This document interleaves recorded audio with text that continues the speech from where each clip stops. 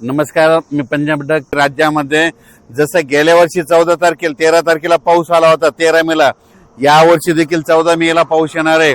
आणि हे पाऊस कंटिन्यू मे महिन्यात आता मध्ये 14 पासून तर 30 मे पर्यंत दररोज वेगवेगळ्या भागात दररोज भाग बदलत, कधी पूर्व विदर्भ, कधी पश्चिम विदर्भ, 2 दिवस पश्चिम महाराष्ट्र, 2 दिवस विदर्भ, असं वेगवेगळा मराठवाडा, असं करत करत 30 मे पर्यंत दररोज विखुरलेल्या स्वरूपाचा पाऊस पडणार आहे. आणि शेतामध्ये पाणी देखील साचणार आहे. असा त्यामध्ये मेच्या 15 दिवसामध्ये म्हणजे 14 मे ते 30 मेच्या दरम्यान दररोज विखुरलेल्या स्वरूपाचा वेगवेगळ्या भागात पाऊस पडणार आहे. म्हणून हा अंदाज सर्व शेतकऱ्यांना लक्षात द्यायचा. शेतकऱ्याला विनंती, तुम्ही काय करा, शेतीचे कामे करून घ्या. कारण की तुम्हाला जर अवकाळी एकदा पाऊस सुरू झाला तर तुम्हाला कामा आटपायला उशीर जाईल. म्हणून हे लक्षात द्यायचं. आणि सगळ्यात महत्वाची एक शेतकऱ्यासाठी आनंदाची बातमी, 17 मेला आपला मान्सून अंदमान बेटावर येणार दस्तक देणार आहे. म्हणून हा अंदाज लक्षात द्यायचा. तसं तर 14 तारखेपासून म्हणजे 12 तारखेपासून तिथून मान्सूनचं पोषक वातावरण तयार झालंय.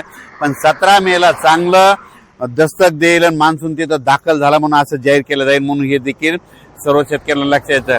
17 मेला झालं तर तिथून 7 दिवस 10 दिवस केरळ यायला लागतं आणि तिथून लगेच 10 दिवस म्हणजे जवळपास माझं 7 जून पर्यंत राज्यामध्ये पाऊस येण्याची शक्यता आहे. म्हणजे मोसमी पाऊस येऊ शकतो.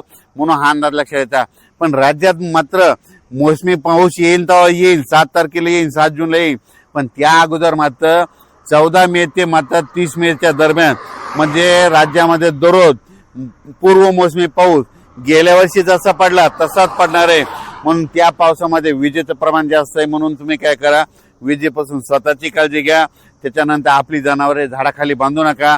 कारण की 14 मे ते त्या 15 दिवसामध्ये राज्यामध्ये असा काही काही भागात पाऊस पडेल, शेतामध्ये पाणी साचेल, शेतातून वड्या नाल्याला पाणी देखील येईल.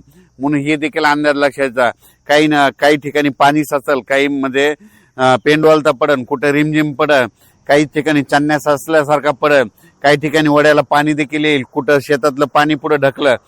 पण हे पाऊस मात्र त्या 15 दिवसामध्ये गेल्या वर्षी जसा झाला तीच कॉपी मात्र यावर्षी होणार आहे. म्हणून हे अंदाज लक्षात घ्यायचा. संत्र्याचे जे बगीचेवाले त्यांना तुम्ही ताण कसा द्यायचा तुम्ही तुमचं ठरवा. कारण की गेल्या वर्षी जसं पाऊस आहे तसंच आता देखील म्हणजे 14 मे ते 30 मेच्या दरम्यान येणार आहे. म्हणून हे अंदाज लक्षात घ्यायचा. आज आहे 8 मे, आज आहे 9 मे आणि उद्या 10 मे.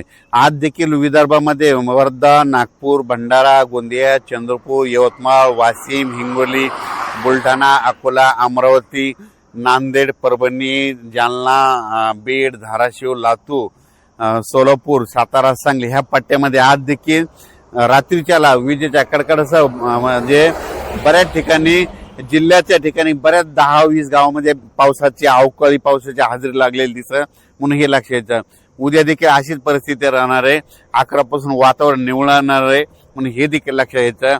आणि त्याच्यानंतर सांगायचं, उत्तर महाराष्ट्रात देखील आज मध्ये नाशिक झालं, नंदुरबार, धुळे जिल्ह्यात देखील आज देखील 9 तारखेला बऱ्याच ठिकाणी आज देखील दुपारनंतर तिकडे पावसाच्या सरी दिसतील. म्हणून हे अंदाज लक्षात घ्यायचा. हे पाऊस मात्र खूप जास्त प्रमाणावर नाही, पण 14 मे ते 25-27 मे पर्यंत पाऊस पडणार आहे. मात्र ते मात्र राज्यामध्ये ठिकठिकाणी दररोज वेगवेगळ्या भागात 2-2 दिवस वेगवेगळ्या भागात मुक्काम करत करत ते पाऊस पडणार आहे.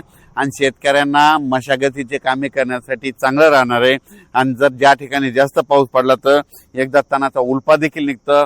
म्हणून शेतकऱ्यासाठी मशागतीसाठी पाऊस चांगला राहणार आहे. ऊस शेतकऱ्याला ज्यांना पाणी कमी पडायला त्यांच्यासाठी चांगला राहणार आहे. ज्यांना हळद लागवड करायची त्यांच्यासाठी चांगला राहणार आहे. सिल्लोड भागातल्या शेतकऱ्यांनी मिरची लागवड केलेली त्या मिरचीसाठी ती पाऊस पोषक ठरणार आहे. म्हणून हे लक्षात घ्यायचं. म्हणजे सांगायचं झालं तर काही जणांना फायदा होईल, काही जणांचं नुकसान होईल. म्हणून नाण्याच्या दोन्ही बाजू या पावसामध्ये होणार आहे. म्हणून हे देखील लक्षात घ्यायचं. अचानक वातावरणात बदल झाला तर उद्या एक लगेच मेसेज दिला जाईल. धन्यवाद. आणि राज्यातल्या वीट उत्पादकांना सांगू इच्छितो की तुम्ही 14 तारखेपर्यंत तुमचे वीट उत्पादन चालू राहते. कारण की 14च्या नंतर ते 30 पर्यंत सारखा पाऊस राहणार आहे. म्हणून तुम्ही तुमचा वीट चालू ठेवायचा का नाही ठेवायचा हे तुम्ही तुमचं ठरवायचं. कारण की 14 मे ते गेल्या वर्षी जसा पाऊस सुरू झाला तसंच यावर्षी देखील 14 मेला पाऊस सुरू होणार आहे आणि 17 मेला मात्र अंदमान बेटावर मान्सून दस्तक देणार म्हणजे देणारच आहे, म्हणून हे अंदाज सर्व शेतकऱ्यांनी लक्षात घ्यायचा. अचानक वातावरण बदल झाला तर परत एक मेसेज दिला जाईल. धन्यवाद.